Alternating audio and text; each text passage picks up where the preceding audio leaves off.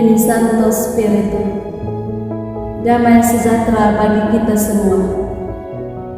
Kembali bersama saya, Nufis Adelina Ulu, dari Kongregasi Suster-Suster Roh Kudus di Maumere, hadir menemani akhir pekan kita kali ini dengan tema permenungan menjadi cermin kasih dan belas kasih Kristus di dunia ini. Bapak, Ibu, saudari-saudara terkasih dalam Kristus, kita telah berada pada pekan biasa yang ke-11 tahun A, di mana bacaan hari ini diambil dari Injil Matius bab 9 ayat 36 sampai dengan 10, dilanjutkan dengan ayat 8, mengisahkan kepada kita hakikat panggilan hidup kita yang sejati, yakni menjadi cermin kasih dan belas kasihan Kristus di dunia ini. Hal ini dapat kita cermati dalam penggalan ayat berikut ini. Ketika Yesus melihat orang banyak yang mengikutinya, tergeraklah hatinya oleh belas kasihan, karena mereka lelah dan terlantar seperti domba yang tidak bergembala. Maka kata Yesus kepada murid-muridnya, "Tuaian memang banyak, tetapi pekerja sedikit. Karena itu, mintalah kepada tuaian yang mempunyai tuaian, supaya ia mengirimkan pekerja-pekerja tuaian itu." Bacaan Injil ini mengajak kita untuk merenungkan tentang perhatian Yesus terhadap orang banyak yang terhempas, lelah, dan tanpa arah. Hatinya yang penuh belas kasihan tergerak oleh keadaan mereka. Melalui renungan ini, kita dapat mengambil beberapa pesan penting. Pertama, Yesus mengajarkan kepada kita untuk memiliki hati yang terbuka dan peka terhadap penderitaan sesama. Ketika melihat orang banyak, ia tidak hanya merasa iba, tetapi juga melakukan tindakan untuk memperbaiki keadaan mereka. Ini mengingatkan kita akan pentingnya untuk melihat, mendengar, dan merespon penderitaan orang lain di sekitar kita. Sebagai umat Katolik, panggilan kita adalah menjadi cermin kasih dan belas kasihan Kristus di dunia ini.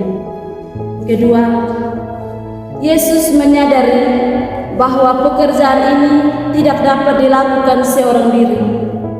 Ia mengatakan kepada murid-muridnya, "Mintalah kepada Tuhan yang mempunyai tuaian, supaya ia mengutus pekerja ke ladangnya." Hal ini mengajarkan kita untuk bergantung sepenuhnya pada Tuhan dalam tugas pelayanan kita. Ketika kita merasa kewalahan atau takut, kita harus mengarahkan doa-doa kita kepada Tuhan dan memohon bimbingan serta kekuatannya untuk melayani dengan setia. Yang ketiga, Yesus mengutus murid-muridnya untuk menjadi pekerja di ladangnya. Ini adalah panggilan yang sama yang kita terima sebagai umat Katolik. Kita dipanggil untuk menjadi saksi Kristus di dunia ini, memberikan penghiburan, pengharapan, dan kasih kepada sesama. Setiap orang dari kita memiliki peran yang berharga dalam memperluas pekerjaan kerajaan Allah. Yesus memberi kuasa dan wewenangnya kepada murid-muridnya untuk menyembuhkan orang sakit, mengusir roh jahat, dan memberikan kabar baik. Demikian pula, sebagai umat Katolik, kita diberi kuasa melalui sakramen dan kasih Allah untuk mewartakan Injil dalam kata dan tindakan kita sehari-hari. Renungan ini mengingatkan kita akan pentingnya memiliki hati yang terbuka, bergantung pada Tuhan, dan menerima panggilannya untuk melayani sesama. Bacaan Injil ini juga menekankan pentingnya sikap rendah hati dalam melayani. Yesus mengutus murid-muridnya tanpa membawa apapun kecuali membawa iman dan kepercayaan mereka kepadanya. Mereka diinstruksikan untuk tidak membawa bekal tambahan seperti uang, tas, atau sandal. Hal ini mengingatkan kita bahwa pelayanan kita harus didasarkan pada ketergantungan dan kepercayaan kepada Allah.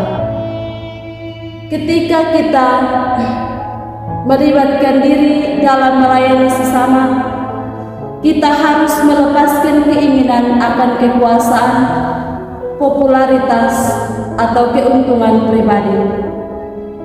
Sebagai pengikut Kristus, kita dipanggil untuk melayani dengan rendah hati dan mengutamakan kepentingan orang lain di atas kepentingan diri sendiri. Selain itu, Yesus juga memberikan peringatan bahwa misi pelayanan tidak akan selalu mudah. Ia mengatakan kepada murid-muridnya bahwa mereka akan menghadapi penentangan, penganiayaan, dan tantangan di sepanjang jalan. Namun, mereka juga dijanjikan bahwa Roh Kudus akan menyertai mereka dan memberikan mereka kekuatan yang diperlukan untuk bertahan dan memberikan kesaksian yang kuat. Pesan ini mengajarkan kita bahwa ketika kita mengikuti panggilan Allah untuk melayani, kita tidak akan sendirian. Allah akan memberikan dukungannya, hikmatnya, dan kekuatannya kepada kita.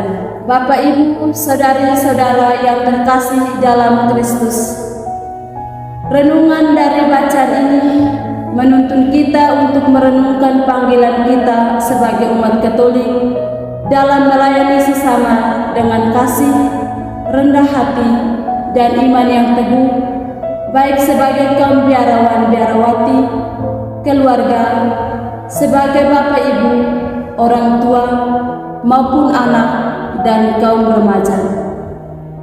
Meskipun pelayanan dapat menghadirkan tantangan dan pengorbanan, kita dijanjikan hadirnya Roh Kudus yang memberikan kekuatan dan arahan kepada kita.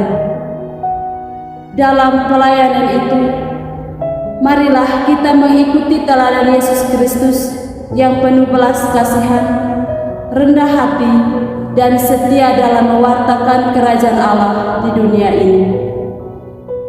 Semoga renungan ini menginspirasi kita untuk hidup sesuai dengan panggilan kita sebagai umat Katolik, melayani dengan kasih dan memperluas kerajaan Allah di dunia ini. Terima kasih banyak. Tuhan Yesus memberkati. Selamat hari Minggu.